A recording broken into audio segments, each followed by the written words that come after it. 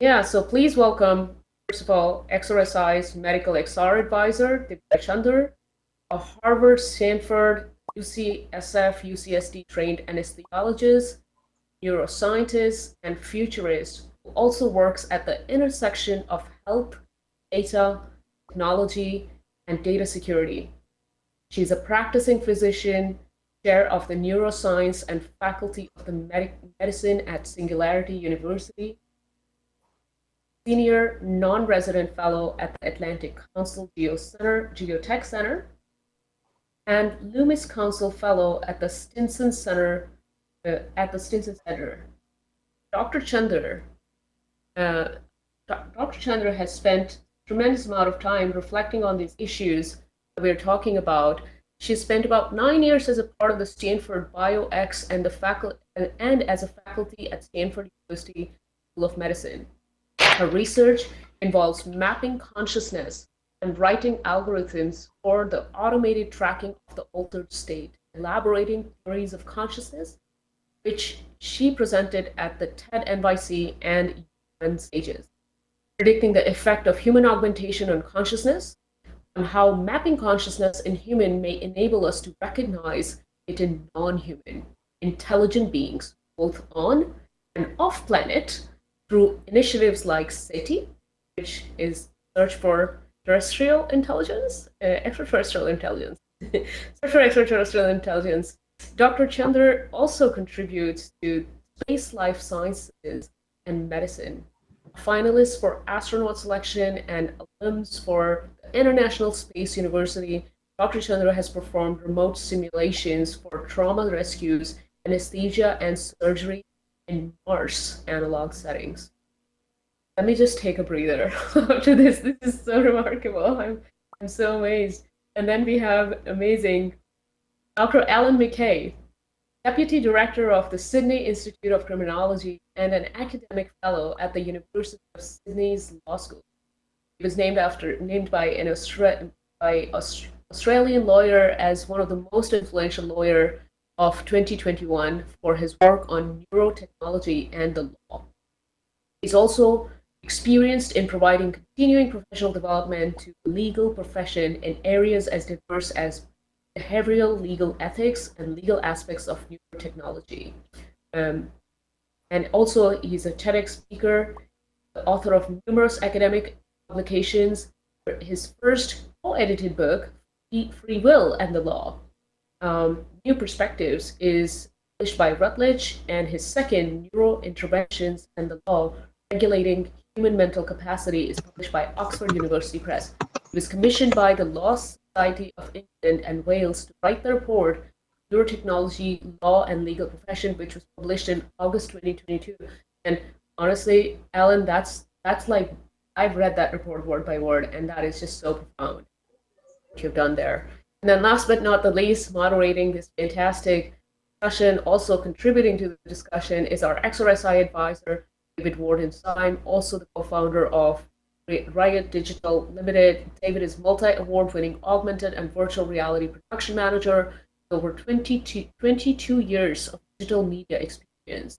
A qualified lecturer, teacher, David has delivered and created content at primary, secondary, further, and higher education levels, vocational training at MA and professional levels. A published author on practical and industrial applications of VR, AR, IoT. David lectures worldwide on behalf of Google, the SIM, and the modern apprentice schemes on emerging social and technological trends, their benefits to education, industry, medicine, and research. Wow. Let's welcome this incredible panel. Divya, please take it away. And all of you. David, over to you. Thank you, Kavya, and thanks for the introduction. So I, as the probably least neuroscience technologically qualified panel member, will be moderating today. So I'll be able to take some questions from you guys, and Divya and Alan and myself.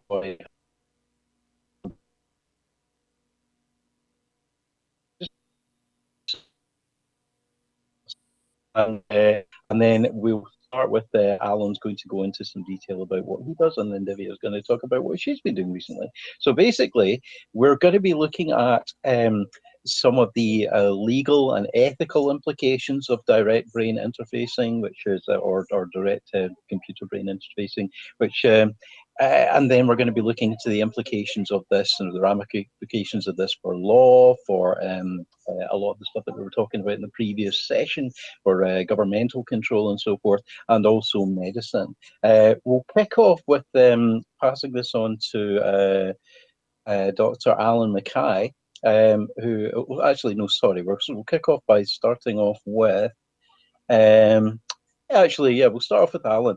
And Alan, if you could talk us through some of the ethical issues that you've encountered relating to using BCI to interact with the metaverse, and particularly in terms of things like privacy and hacking. Hey there. I'm sorry, I think it's David. supposed to be that. Can you hear me now? Yeah, we can hear you now. Yeah, sure. I mean, what I thought I might just say something about how a lawyer got into this. For a long time I've had a theoretical interest in the free will problem, the philosophical problem of free will. And of course, when you think about things like extended reality technologies or brain-computer interfaces, one of the issues relates to autonomy. But that was really the route into it. And I started. I think Kavia's going to say something about the technologies themselves.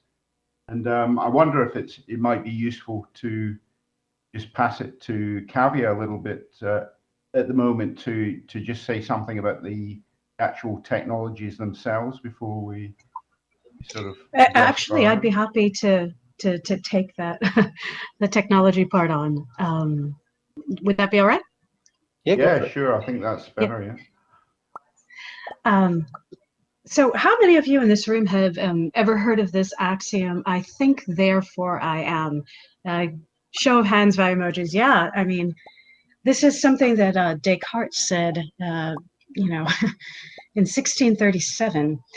And if we were to draw a logical extension of this axiom, if your mind is what defines you, the question becomes, do you have the right to your own mind? Do you have the right to things like neural sovereignty, which for me is actually the last bastion of your selfhood? And does that become even more important than the genome, which is, in my mind, the other code of life? So what's really interesting is we have made so much progress neurotechnologically now that things like the science fiction of things like Black Mirror and The Matrix have become very similar to science fact. And it brings up something called the Coleridge Dilemma, which was named for David Coleridge's 1980 book, which was called The Social Control of Technology. And he said that when change is easy, the need for it cannot be foreseen. But when the need for change is apparent, that change has now become really expensive, difficult, and time-consuming. And so the challenge that we face as a community, and I mean as an international community, is to be able to predict the potential impact of a new technology and sort of stay ahead of it to enact the correct policy and regulations so that we can protect things like our very basic human rights. And that's a lot of what we're going to be discussing on this panel. And I think my role here will be just to start with the neurotech, just to give you a very brief overview of that so that my colleague Alan can pick up and explain how some of these technologies fit within legal frameworks. And so I'm going to ask all of you to consider the possibility that I can read your mind. So what do I mean by this? And I'm going to set up a story here for you. So in 2011, a UC Berkeley researcher named Jack Gallant and his postdoc Shinji Nishimoto, they published a very seminal paper in mind reading. By mind reading, I don't mean going to some sort of a club and having people like touch their foreheads and read minds. I mean, they took a bunch of students and they put them into fMRI machines, which are such fancy magnets which can look at brain activity. And what they did was they presented a number of these YouTube movie trailers to these students, and they measured the activity coming from the back of their brain, which is called the visual cortex. And what they then did was they tried to correlate the activity coming from the back of their brains to statistics within these YouTube videos. So things like shadows and edges and color and movement. And they created essentially a data dictionary. Now, for those of you who are interested in the idea of artificial intelligence or machine learning, this is the training set for a machine learning algorithm. Then what they did was they took new students, put them into the magnets, and presented different YouTube video clips to them and measured brain activity. And now the researchers were blinded to the movies that they were seeing. And they used the data dictionaries that they had created with this training data to read their minds and reconstruct what these students were seeing. And it's actually uncanny. You can see some of these videos on YouTube. So look up Jack Gallant and mind reading, and you should come across them. They're actually quite profound. And what this tells us, and by the way, the Japanese extended this a couple of years later at the University of Kyoto. They tried to do this for reading dreams. So they tried to create like a dream catcher, but using an fMRI machine combined with EEG. And you have to ask yourself, so what kind of possibilities does this open up? And fMRI and EEG, these are non-invasive ways of reading the brain. And there are some others that are coming online using, for instance, infrared to read the brain. We can do all of this outside the skull, and using data dictionaries that we have been creating, we can read certain aspects of what people are thinking, seeing, smelling, feeling. So mind reading, yes, absolutely a possibility. And there are several companies that are involved. It's not just academic researchers, companies like Open Water and Kernel, which was founded by Brian Johnson. So that's sort of to set up the idea that mind reading is possible. So now, the question is, why would we ever want to have done this? Was this just a fun academic exercise? Well, no, we can do a lot of things to ease human suffering by reading minds. One of them is to create closed loop systems with brain-machine interfaces or computer interfaces. And this is where this idea, the art of mind reading, interacts with the physical world. And some of the people don't realize this, but the oldest brain-machine interfaces were cochlear implants to help people who couldn't hear. And so things like sound waves that were entering the ear of somebody who couldn't hear would be correlated to what to activity that could be used to stimulate their brains so they could actually hear what was happening in the outside world. And that's a very interesting piece of this closed loop system. And we're going to talk about this. One of the spaces in which these closed loop systems have had the most success is actually for movement disorders. So imagine people who are paralyzed, people who may not be able to vocalize because they have a disease like ALS. We can now either read, using a brain-machine interface, their intention to move or their intention to speak, and we can reconstruct these neural patterns and have them bypass, for instance, damaged parts of the spinal cord and send signals to actuators in the outside world, things like robotic arms or mice, or even enable people like this to literally surf the internet with their minds, to interact with IoT devices in their home, all kinds of things like this. So these closed loop systems, these abilities to read the brain and eventually to write to the brain, have alleviated an incredible amount of human suffering. As far as taking these more invasive systems where rather than talking to the brain from the outside of the skull, we have electrodes that can actually touch brain matter. These have much, much higher fidelity for reading the brain because they have a higher signal to noise ratio. They can also be read-write devices. So in fact, we can not only read the brain, but we can write to the underlying neural circuits. And that in itself is quite extraordinary. And we can do that using things like electricity, whereas non-invasively, we can use electricity, but we can also use magnetism and focused ultrasound. But these have the potential for healing all kinds of diseases, everything from depression to schizophrenia to seizures. And so we begin to see how these read-write technologies and these closed loop systems might be used for human disease alleviation, but in fact, these might be able to be extended. For instance, if Elon Musk has his way with Neuralink, the technologies will get smaller, they will get more powerful. They're definitely being made wireless, and they will have higher packing density of electrodes, and they will be more minimally invasive. And so his idea, and many others have considered this, once we alleviate some of the human suffering to do with disease, perhaps we might use these kinds of bidirectional brain-machine interfaces for things like human augmentation. And so here comes a few rapid fire interesting facts about how these technologies might be used. And then I'm going to pass this over to Alan to help walk us through what some of these legal implications are.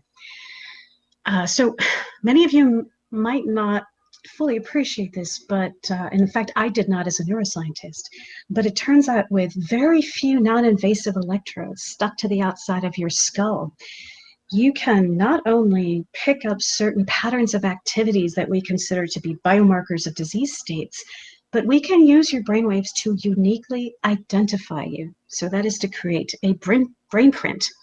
So some of the ways that we might imagine this being used and potentially abused, well, by using it and searching for biomarkers, again, we might be able to intervene to ameliorate human suffering. But what happens if, say, a future employer, say from a health or a life insurance company, makes these sorts of brain reading devices mandatory, just like some jobs require mandatory urine drug screening. So could this be made a condition of employment or to get insurance? And that opens up all kinds of difficult possibilities. What if you say no? And do you have the right to say no? Do you own that data? Do you own your mind? Do you own the patterns of data in your mind? A researcher named Dr. Sarah Laszlo, she found that using non-invasive EEG caps, if she presented images to subjects, she could use the patterns of activity evoked by images on the surface of their brains to uniquely identify them with 100% accuracy. So that's a brain print. What if large tech companies, or maybe an employer that was very concerned about security, started requiring this to unlock your smartphone or to unlock an Alexa device? Would those companies then own your brain print? And could that be combined with a number of other biometrics to create something like a deep fake of you? So that's weird possibility one. Possibility two, it turns out your brainwaves in your body could be hacked like a smartphone. All right, so let me set that one up. In 2017, there was a study that came out of Dr. Saxena's lab at the University of Alabama. And what they started doing was looking at commercially available EEG headsets. And you heard me right, I meant in the consumer space, not in the academic space, not protected by HIPAA. And they were looking at the kinds of headsets that you might be able to use for mind control during gaming. And they found that if a subject paused a video game and logged into a bank account while they're wearing the EEG headset, they were at risk of having that password stolen. And if you asked that subject to type a series of randomly generated pins and passwords into a text box as if they were logging into their online account, while they're wearing the EEG headset, this involves visual processing, this involves motor movements, and there were algorithms, okay? Again, another example of artificial intelligence at the edge, reading these and basically discovering what those passwords were. Only 200 characters are enough for an algorithm to train on a user's unique brainwave response to visualizing and typing in keystrokes that correspond to pins. And the only solution they found to protect people's brainwaves was to introduce noise.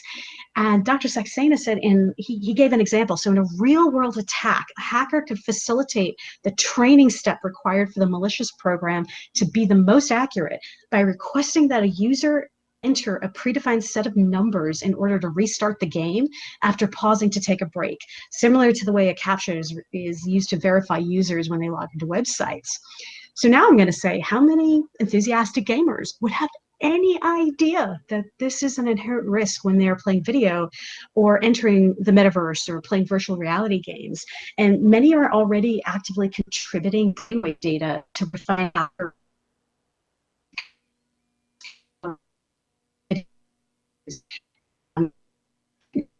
have seen these data breaches and ransomware attacks. You could imagine a hacked Meta or Oculus account be used to gain illegal access to someone's headset, and not only their biometrics and brainwaves, but potentially their bank accounts. And again, if you think that this is crazy, Medtronic, which is a medical device company, already found was the subject of white hacker intrusions into pacemakers, into patients' hearts, and into insulin pumps. And you can imagine that if you deliver a hacked signal, pacemaker or an insulin pump, it's a very fast way to actually kill someone. And so this is the kind of thing that we need to think about, because we now have not only non-invasive devices, but implantables like deep brain stimulation. And these are getting more and more sophisticated, and we can use these to write to the brain's hard disk. And so I just want to sort of introduce the idea that reading the brain without consent or without full informed consent is now possible. Writing to a brain to rewire its circuits without consent or as a means of coercion, which is more likely, is also possible. And that we now need new ways of thinking through data protections and whether or not we consider things like our biometric data and our neural data to be a basic human right. And that is something that I'm hoping that we can open up to discussion here after Alan talks a little bit about this. I'll be going down to Chile next month. Chile is an amazing example of a country that has actually thought about this proactively. After talking to another neuroscientist, Dr. Rafael Just, they realized that people's brains could be interfered with without consent or without full informed consent. And so they've written in a Neural Bill of Rights as an amendment into their constitution. And that's there's no other country in the world that's quite done this yet, but there are many countries that are interested and that are looking at this. And even the United Nations and the global community, the Organization of American States, all looking into this. So with that, I'm going to pass the mic on to Alan. Thanks, Kavya. Yeah, so just to sort of take up really where Kavya left off. So as I mentioned, I sort of got interested in this because I'm a criminal lawyer who's interested in free will, and it seems like if some kind of neurotechnology, some sort of brain-computer interface can write to the brain, then there's a possibility of influencing behavior, and that seems to be a sort of to free will if we have free will. I won't get into that debate, but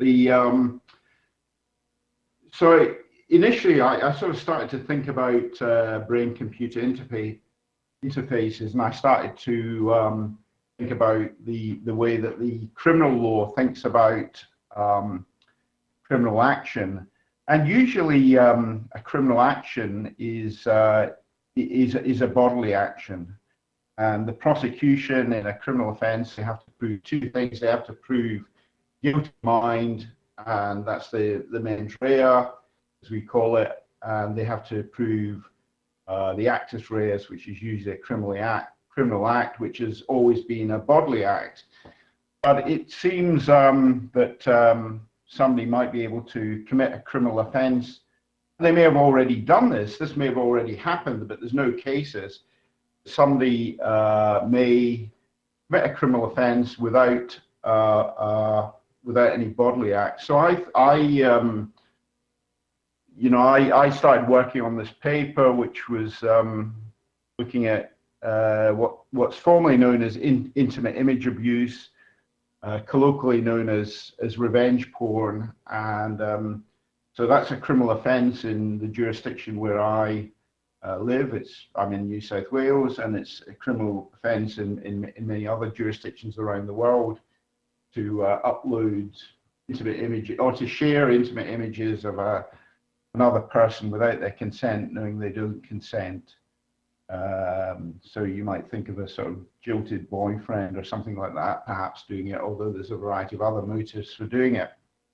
So I wrote a paper on the possibility of using a brain-computer interface to upload intimate images of another person without their consent, knowing that they don't consent, on the internet. But the odd thing from the perspective of my paper was that instead of acting through a body, so somebody, say for example, using a trackpad or maybe issuing commands to Siri or something like that, they did it without the use of their muscle system. They did it with a brain-computer interface. And then there's an odd question for the criminal law. The prosecution have got to prove the criminal act, but the criminal act is non-standard because it's not a bodily act. They don't use their body. My situation, they control a cursor by way of mental act. And they say, for example, imagine hand waves and the cursor moves right, and imagine kicking a football and it moves, it's the equivalent of going select, and the whole criminal conduct is done that way. So that was an odd question for the criminal law, and something that I've written about and published on. Then Kavya mentioned Raphael Just, and so I spoke to Raphael Just about this paper, and he encouraged me to write it. And then I started to speak to him a bit more about it. And sorry, I just said I said Divya. Sorry, I'm getting confused here. So I spoke to Raphael Just about this, and he's a professor of neuroscience at Columbia University. And he is working on the cutting edge of neurotech. He sort of emphasized the human rights dimension to this, to me. And I started looking at that. And of course, there's issues of mental privacy in terms of the neural data that is handed over to some sort of tech company. There's issues of hacking, as Divya said. There's issues of mental autonomy if devices also stimulate the brain as well as reading from the brain. And then, as Divya said, there's the issue of some people having the technology and others not, a sort of equity thing. And certainly issues of hacking and issues of mental privacy and issues of autonomy seem to come up in debates about the metaverse and extended reality. So it's something that Louis Rosenberg has talked about a lot. And of course, you can imagine somebody entering the metaverse by way of some sort of neurotechnological device. And so these topics seem quite connected. So anyway, what's happening? So there are some neuro rights organizations that have formed. So there's the Neuro Rights Foundation in New York that Raphael has set up. I'm a member of a group called the Minding Rights Network, and we're looking at the human rights dimension to it.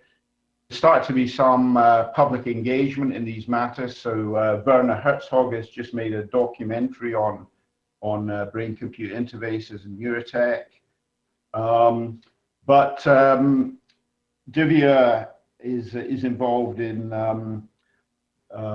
some developments in Chile. So at the end of last year, the Chileans altered their constitution.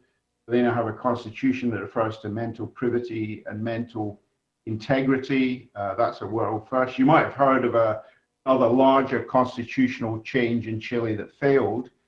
This is a smaller one that went through before the larger one that failed. We've also got a neuroprotection bill, which I understand Divya's he's going to be interacting with the, or going to Chile, in fact, to interact with the Committee for the Future and to work on that. And some other bodies have taken an interest. So UNESCO have got a report on neurotech, responsible innovation from the OECD. They've got a report. Importantly, the United Nations Human Rights Council, I think either last month or the month before, they asked for a report on the human rights implication of neurotech. And I've sort of tried to bring attention to it. I wrote a report for the Law Society of England and Wales. I've just come back from Istanbul, where I spoke to the Istanbul Bar Association and did a talk for a large law firm here in Sydney. And so there's starting to be some interest from some national legislatures. So as Divya said, the Chileans, as I mentioned, the Argentinians, there's some from international bodies, some from law bodies, and people are starting to consider the ethical and legal implications of neurotech. So I'll maybe pass it back to David. Thank you, Alan. So you're probably wondering, I mean, a lot of this stuff only really becomes relevant when everybody's using these kind of devices. We can see that there's potential risk to this, but you know, how commonplace are they? Well, as Alan and Divya mentioned, that these systems are actually being used even at consumer level. My job is generally to present emerging technologies of various kinds, from artificial intelligence, augmented reality, virtual reality, this kind of thing, to large organizations, and to show them, well, what are they useful for, what are the ramifications of them, what should they be used for, what shouldn't they be used for. Now, already,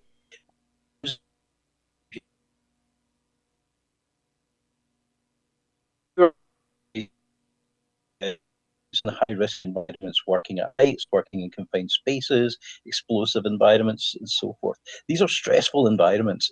And when people are thinking in a stressed way, they're generally thinking mostly with their amygdala, the tiny little almond-shaped things on either side of their brain, which handle fight, flight, or freeze.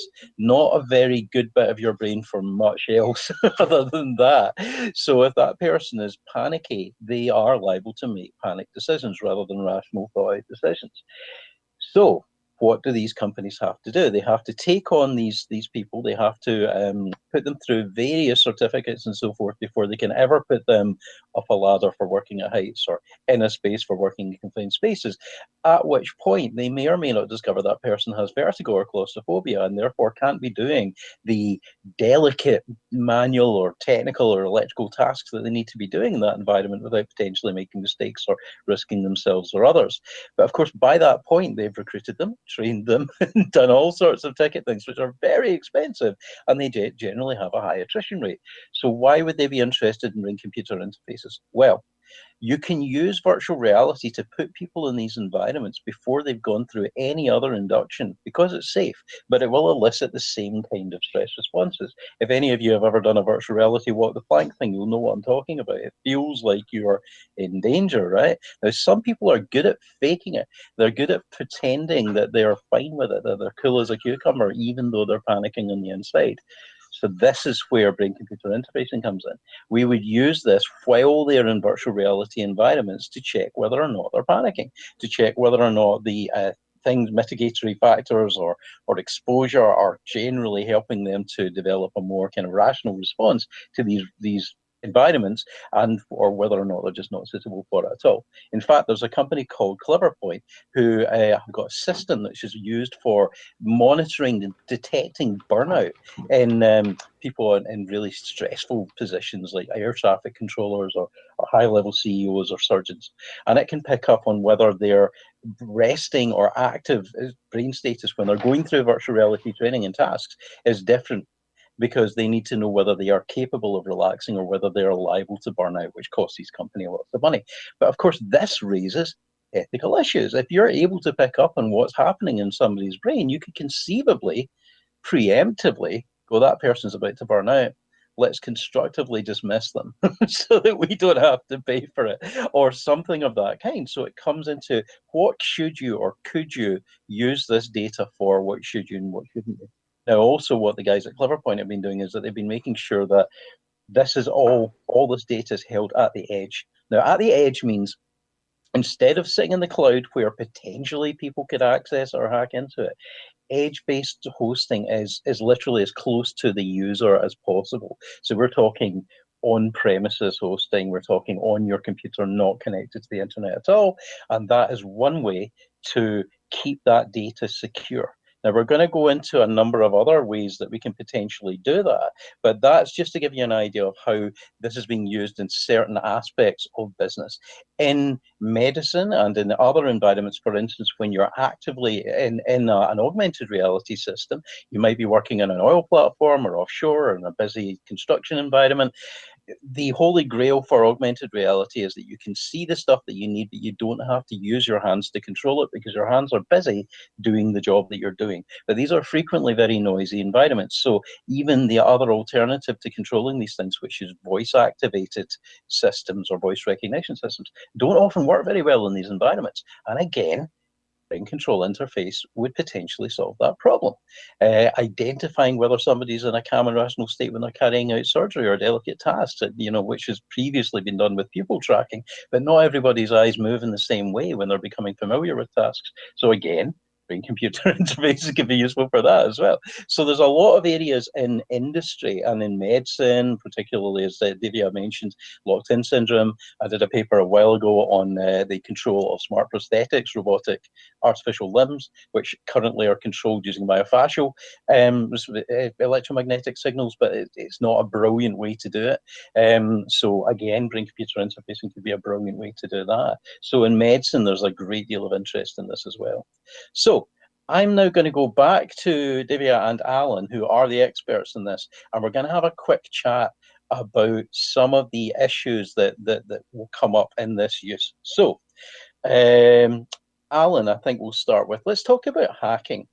What would you say are the main vulnerability periods, the main points at which somebody could potentially access somebody else's direct brain implant, or would that person would be most at risk, most vulnerable to being effectively hacked? That's an interesting question. That one I might refer to Divya on that one. But the one thing I would say about hacking is there is one of the issues for hacking relates to criminalization. So I can remember the internet, the law responding to the internet, and one of the issues was the creation of new offenses. So a notable example of that was hacking, and so a whole load of new offenses were created. But there's an issue about hacking in the context of a neural device, because arguably to hack a neural device is qualitatively different from hacking into another sort of device. So say, for example, a person hacks into a neural device in order to influence someone's behavior or to cause them to feel pain or something like that. That seems qualitatively different from hacking into a bank's system in order to find something about their financial position or even transfer money. And so it might be the case that new offenses need to be created in order to account for, to deal with the hacking of brain-computer interfaces, and some scholars have advocated for that position. But as to which positions, maybe Divya can say, at which points are things most critical. Maybe Divya could say something about that.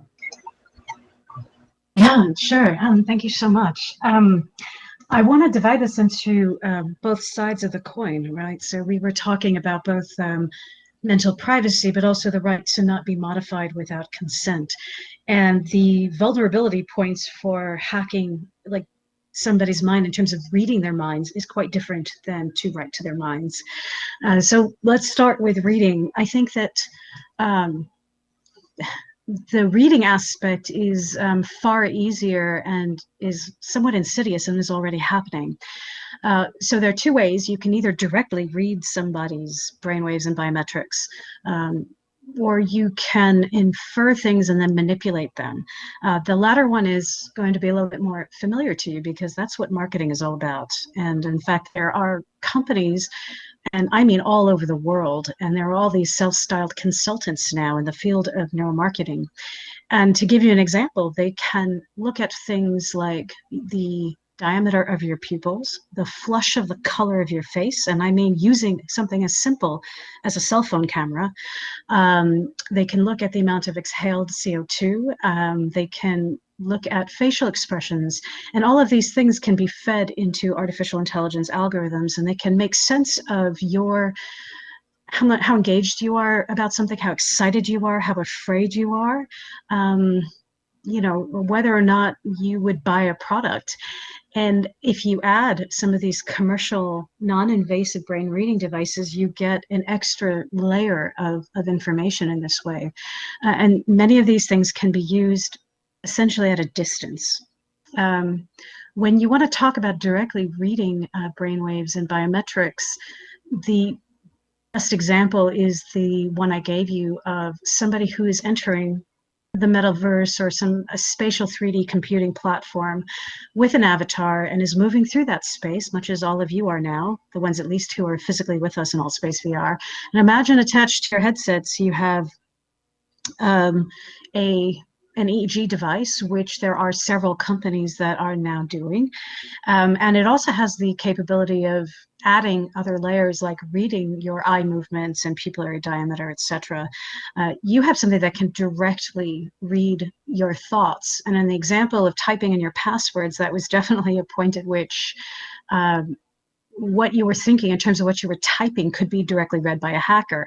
And so if a hacker is, say, hacked into Meta system, and that's the system you're using, you're wearing an Oculus headset, you'll open yourself up to having all kinds of data potentially lifted directly from your mind. So those are ways in which you might envision hacking somebody at a vulnerability point in terms of reading the brain. In terms of writing to the brain, it's a little bit different. And so, and I say this because if somebody is reading your thoughts without your consent, you don't realize they've entered the system, that's easy to accomplish without your knowing, in the same way that your digital exhaust or apps can be kind of quietly surveilling you on your phone, and you don't really realize that's happening. To write to somebody's brain, it's very difficult to do at a distance because you would have to deliver energy from one point to another, and energy falls off very, very quickly by the inverse square law. So to get enough energy to write to a brain is exceedingly difficult from a distance. And then the second thing is, can you actually do it with fidelity, or are you just going to cause mayhem and disruption? So that's not really the vulnerability point we see right now in terms of writing to the brain and hacking those technologies. The more ideal scenario for a hacker would be to intervene at the point when things like even right now, deep brain stimulating electrodes, which go into the brain themselves. So these are electrodes that are permanently implanted for people with movement disorders and increasingly for a number of other indications. But the pacemaker and insulin pump example I gave you were good ones. So what the white hackers did to really dial down is when there are these devices all have to be programmed. And now, for instance, DBS electrodes from Abbott have an Apple iOS app to make it easier for the patient who's using them. But if those Wi-Fi signals are hacked, or the point at which, let's say, the electrode is being reprogrammed, if that point is hacked, or when a battery change is being done, now those are all points at which the implant that is actually rewriting neural circuitry can be hacked. And so, as you can see, there's a very big difference between the two. And that could potentially also take place without a person's knowledge. It's far easy, like that's far easier to do than actually going out and rewriting their brain with magnetism at a distance. That's just not going to happen. So hopefully that sort of makes it clear that these are two different domains, and the hacking vulnerabilities are quite different in each. Thank you, Divya. That is fascinating. So I guess this brings us to our next question, and this is one for both of you, but I'll start with you, Divya, on this one as well. This is to do with policing. Now, what we're talking about here, there are applications for policing, there are applications for, I guess you would call it punishment. There's applications which are akin to ankle tagging. So this would be, imagine that somebody has a mental disorder or a mental issue like schizophrenia that causes them to commit a crime. And they're allowed to be, they're either going to be imprisoned or they're allowed to be released back into the community if they keep taking their meds, being one example. Or if they, or somebody who doesn't have a mental issue, they're allowed back into the community if they wear an ankle tag, which restricts certain elements of their movement. Now, the thing about this is we've seen in history that keep taking your meds, well, it depends what the meds are, right? I mean, things like chemical castration were used for people for homosexuality, and then years before, we were discussing this before. So what is and what isn't appropriate? And of course, these changes over time, and also the long-term ramifications of taking these things can be permanent.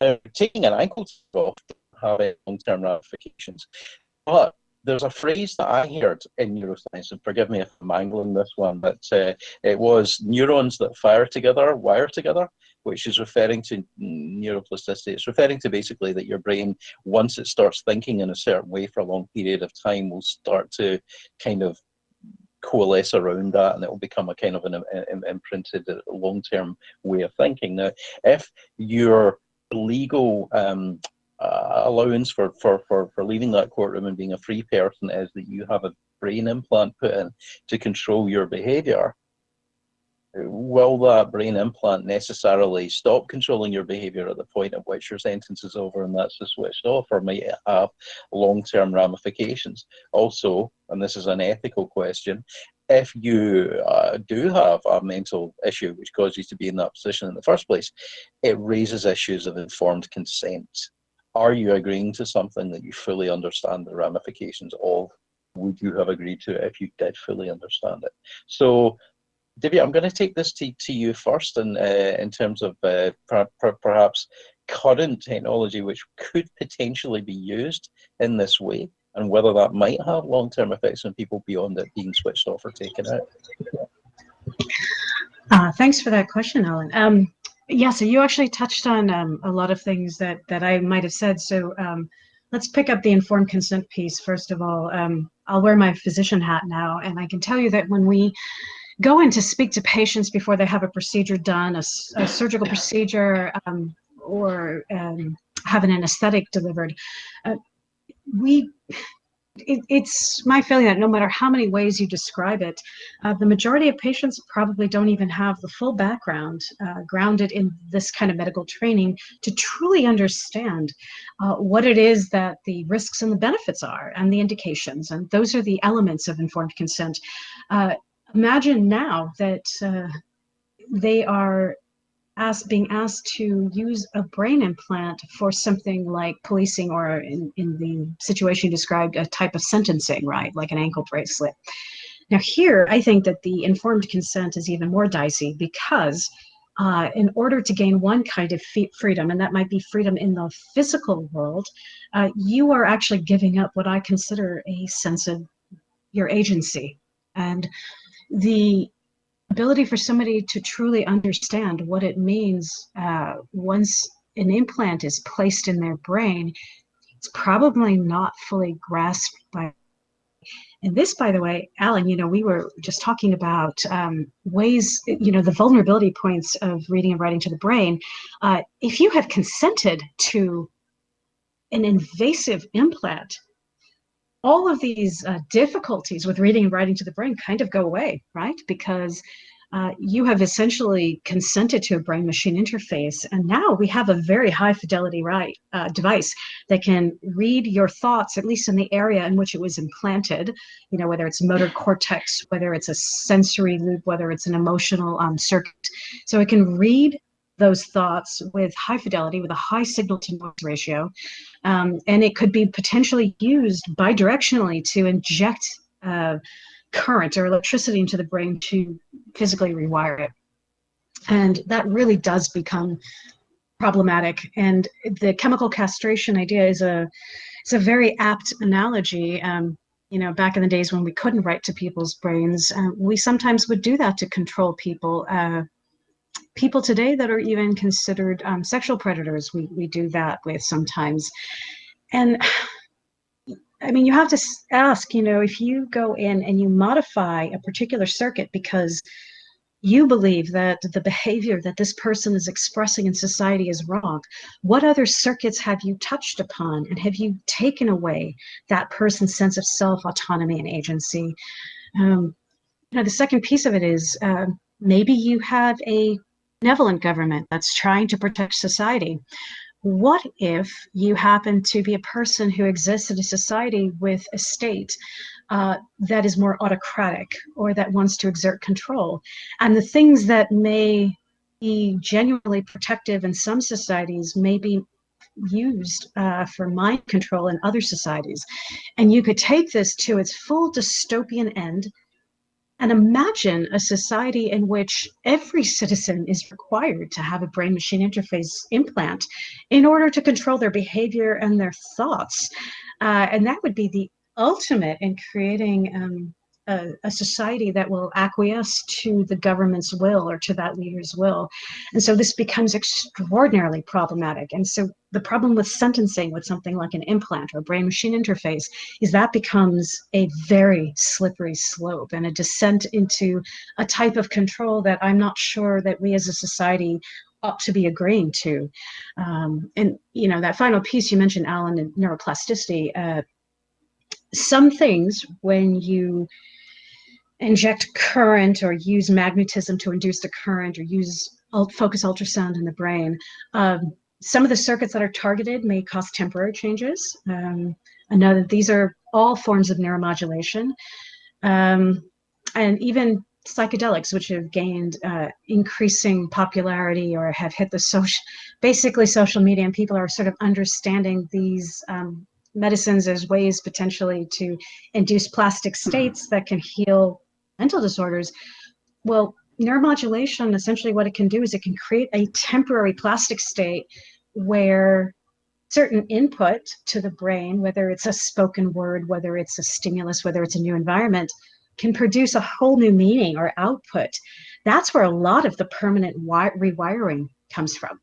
And, you know, so you could either directly rewire the brain or create a temporary plastic state using these interfaces and then change the meaning of the world's inputs for that individual. Fascinating and terrifying, but well worth raising as an issue. I think that we need to think, you know, are there possible cuts both ways? We need to think about what are the worst case scenarios here. One of them that occurred to me almost straight away, particularly as you were talking earlier on, Debbie, about there are certain forms of DBI which can be used at a distance, but they're fairly basic, yeah? So that could potentially be for torture. You know, particularly in combination with virtual reality. I don't believe that Amnesty International have anything in place against that form of torture.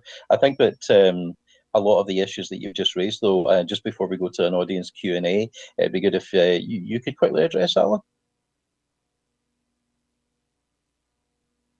Sure. Yeah. So the scenario that is being considered, so somebody being sentenced, perhaps with a mental condition, and they have some sort of neuromodulation device which will address that condition.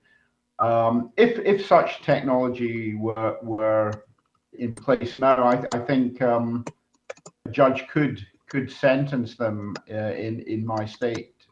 So I think it's an existing possibility, but there's issues of agency, mental privacy, personal identity, like is it me or the machine that's responsible for my actions? That was kind of one of the things that got me into an interest in human rights. And I think Divya is right to say that this could slip further, and what starts off as an exceptional response to an unusual case.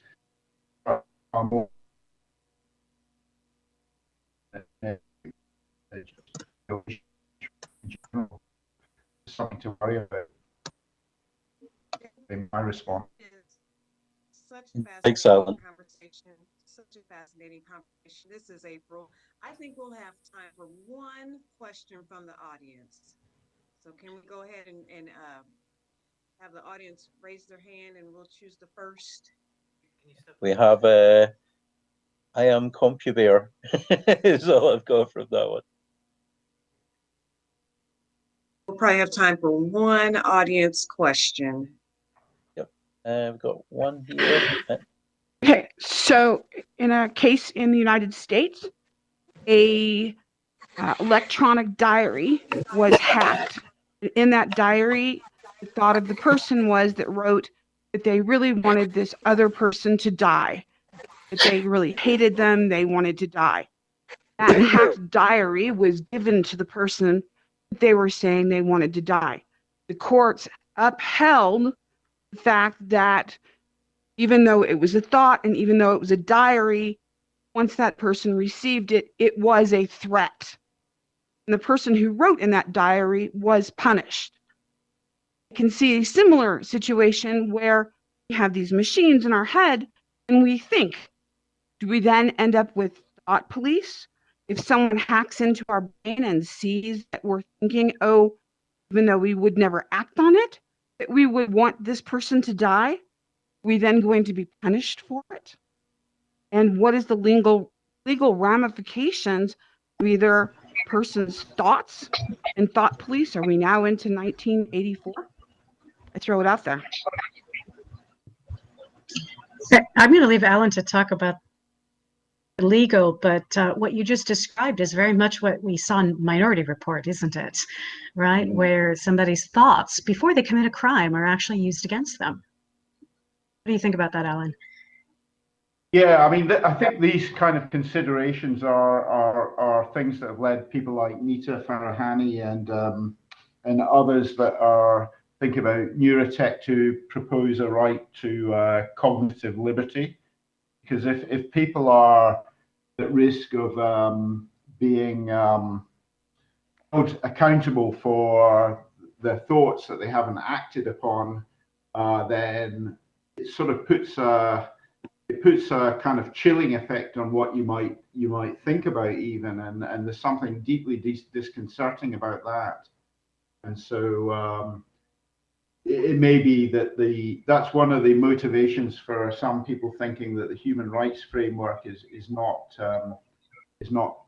fit for purpose, given it was made in 1948 and predates all this stuff.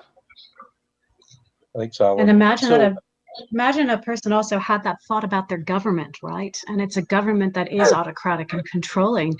They could be incarcerated or worse, just for having thoughts about the government that government they didn't like or appreciate. So what's it's important to do is to come back for the Day 5 policy panel, which is going to be discussing a lot of these issues in a lot more detail. So so definitely come back for that one. It's on the schedule. Divya, briefly, this is April. We have one question that was directed to you. How difficult would it be to make headsets hack-proof? How difficult would it be to make headsets hack-proof? The basic principles of device security that are important for securing anything from a laptop to a smartphone are important. I like to see things like VPNs for devices. We should have multi-factor authentication for people logging into those devices. And then the security between the device and the network that it enters is incredibly important. So it's all the same features you might imagine. there are also different kinds of network architectures that might support IoT devices on the edge. All of us, we might be wearing a neural device that could be potentially hacked, actually control the data that is produced by that device in our own personal data vaults. And we can interact with others using differential privacy and certain principles of sovereign digital identity. So that, for instance, if I were entering the metaverse,